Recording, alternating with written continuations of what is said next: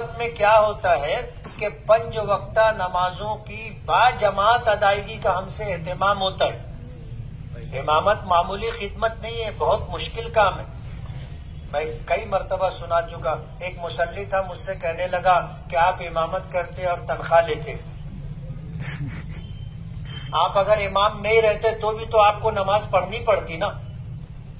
तो जो नमाज आप पढ़ते वही नमाज आप बजाय चटाई के मुसल्ले पर पढ़ लिए तो आप पगार लेंगे क्या? मैंने कहा नहीं, बात ऐसी नहीं है, समझ समझ का फर्क है। बोलो एक काम करो।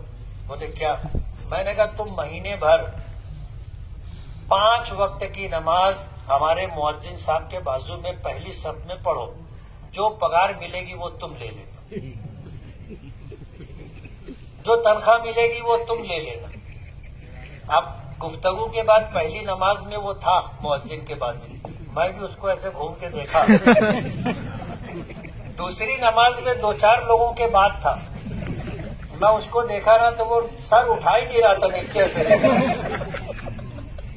तीसरी नमाज में पहली सफ के आखिर में था और चौथी नमाज में नहीं था पहली सफ में। अब हमारे यहाँ सहूलत ये है कि नमाज पढ़ाए, सलाम फेरे, दुआ किए, निकल के मदरसे में चले जाते हैं। और वहां से दरवाजा है, मैं भी सहन में आकर के खड़ा हो गया उसका इस्तेकबाल करने।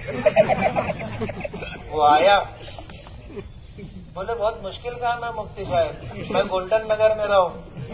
ऐसा ही मौके मालूम पड़ा, मैं भागत आओ, पहली सब भर गई। बोला अब तोरा कहा बोलना? बोले कम पगार दे।